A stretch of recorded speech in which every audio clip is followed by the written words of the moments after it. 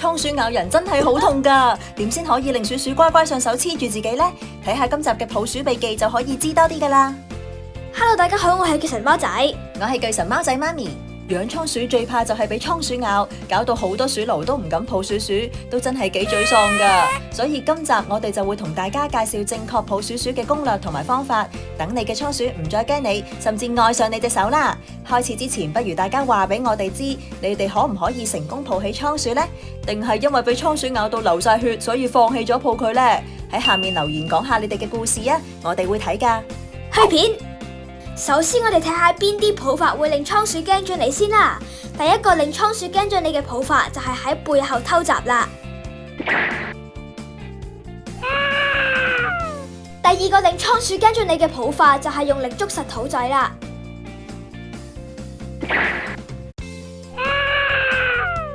第三個令倉鼠驚咗你嘅抱法就係喺頭頂直接捉佢起身啦。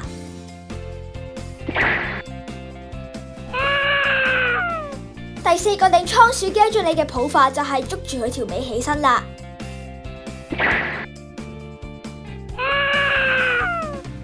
第五個令倉鼠驚咗你嘅抱法就係伸手指喺佢眼前捉佢啦。睇完錯誤嘅示範，而家就睇下正確抱倉鼠嘅3個步驟啦。第一個步驟就係要首先令倉鼠習慣你隻手先。我哋之前有一集都講過，要倉鼠上手，第一步就首先要佢認識你隻手先啦。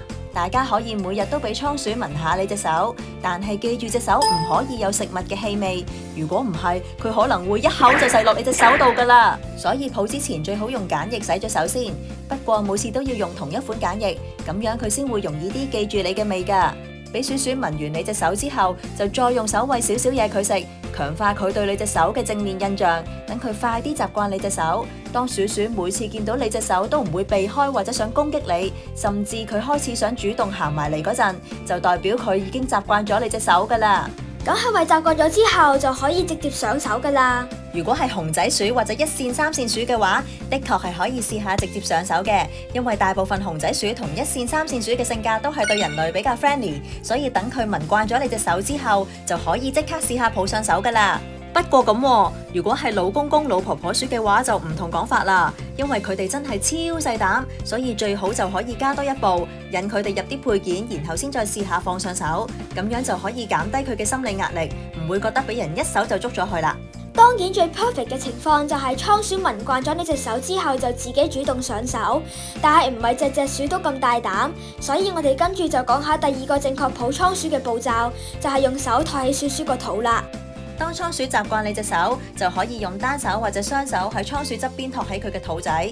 無論係單手定雙手，最重要係托起佢之後，鼠鼠嘅肚墩同埋後腿可以完全貼住你嘅手掌，鼠鼠覺得有支撐就會有安全感噶啦。而且呢個方法可以避免咗你隻手喺佢眼前突然之間出現。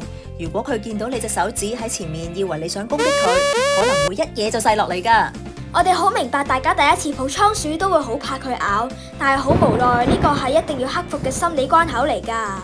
可能大家睇過好多教學都會教你點樣可以令倉鼠唔咬人都上到手，但係喺現實嚟講，唔係隻隻倉鼠都咁啱用，大部分倉鼠都會唔多唔少咬下人噶。咁樣應該點克服俾倉鼠咬呢個心理關口啊？咪就係俾佢咬多幾次咯，直接面對恐懼算啦。你呢個方法真係好正面啊吓！但係如果真係過唔到呢個心理關口嘅話，可以試下用手搓一搓籠入面嘅紙碎，等你隻手有佢嘅味先試下抱佢，佢哋聞到自己嘅味會冇咁驚噶。又或者可以試下戴個厚嘅膠手套先開始抱鼠，不過呢個做法有個弊處，就係咁嘅話，鼠鼠就變咗認你嘅手套而唔係認人，所以用手套成功抱佢幾次，而佢又唔咬人之後，就最好用翻自己隻手直接抱佢啦。第3個正確抱鼠嘅步驟就係上手之後即刻2隻手包實佢，或者抱佢埋心口啦。倉鼠超需要安全感，所以用手包實佢或者抱佢埋心口，都可以大大增加佢嘅安全感。等佢喺你嘅手上面停留耐啲，然後俾啲零食獎勵下佢。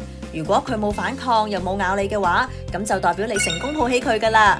上面講嘅3個步驟睇落好簡單，但係每一步都要堅持日日做，咁先有效果噶。好似我哋抱東德咁，其實我哋係用咗整整8個月嘅時間，每日重複又重複咁俾佢聞手、上手，再抱住佢，佢先至會好似而家咁黐我哋㗎咋。鼠鼠嘅記性好短暫，尤其係初初未係好熟悉你嘅時候，你一唔抱佢幾日，佢可能就會打回原形，要重新再由第一個步驟開始上翻手㗎啦。所以要持之以恆啊！持之以恆就係抱鼠嘅秘訣嚟啦。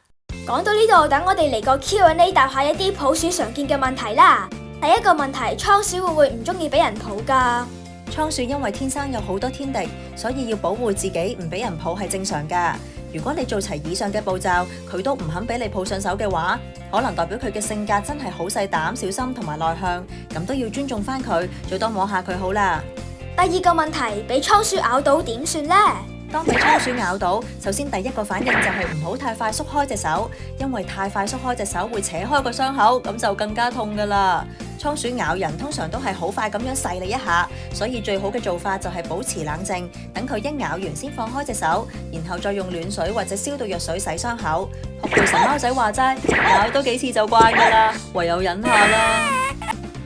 第三個問題，倉鼠喺手上面不停想走鼠，咁點算呢？大部分嘅倉鼠上咗手都中意走鼠，我哋可以做嘅就係餵啲嘢俾佢哋喺手上面食，等佢留耐啲。